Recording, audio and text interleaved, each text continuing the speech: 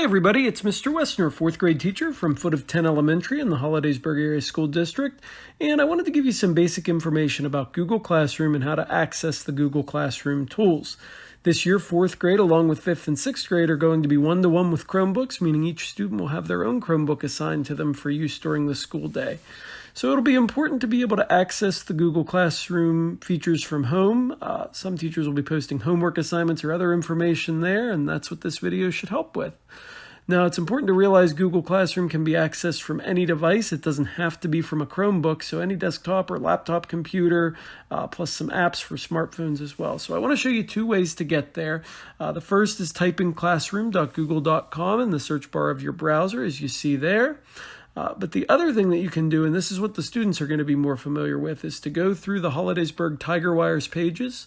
From the main page, you want to select Foot of 10, and then you'll see a Foot of 10 web links link under For Students there on the right side of the page.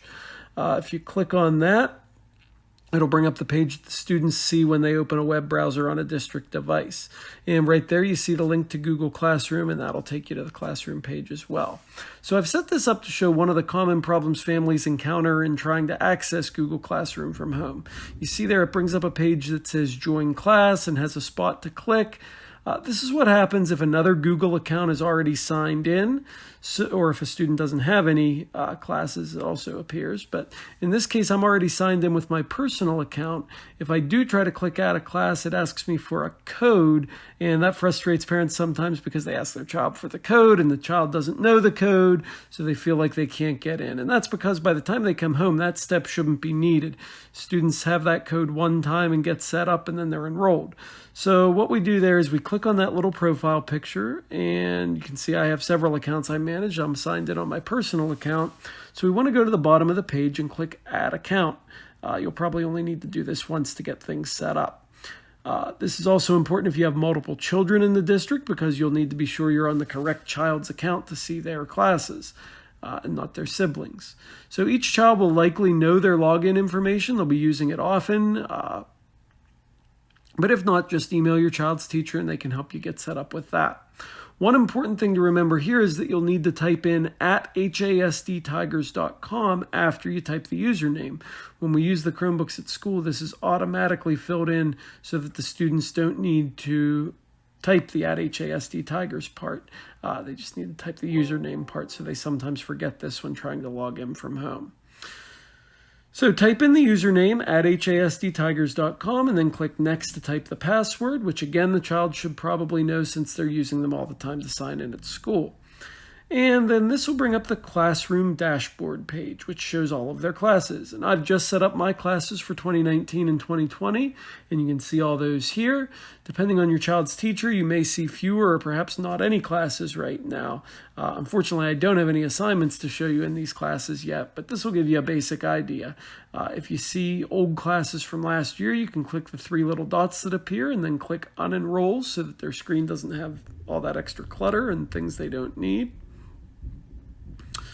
So let's go into one of these classes and show you how everything's set up. So we'll go into the ELA class, English Language Arts, and in here are three tabs. So it starts out on the Stream page, and then there's also Classwork and People pages there.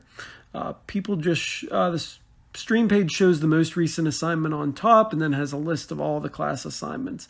The People page shows other members of the class, and then the Classwork tab here is eventually a more organized view of those assignments. Things will be grouped by chapter, for example, and those are the things the students are going to be familiar with after using this for a little while.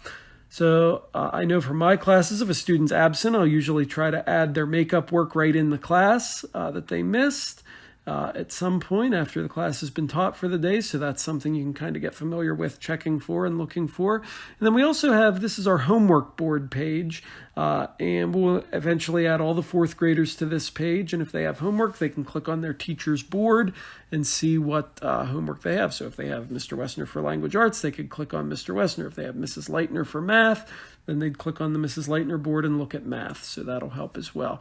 We still want our students to take responsibility and write down their assignments in their assignment books, build those good organizational skills, but this provides a little bit of a backup. And it's also a good way for parents to double check if your child keeps coming home and saying, no, I don't have any homework, no homework tonight. Not that they do that, but that's a way for you to verify that that's accurate. So that gives a basic overview of the tools that are available. Hopefully that helps you with accessing this information from home. Google Classroom really is a great tool. It takes some time to get used to, but it's something that I know I've really enjoyed learning about and incorporating over the last few years.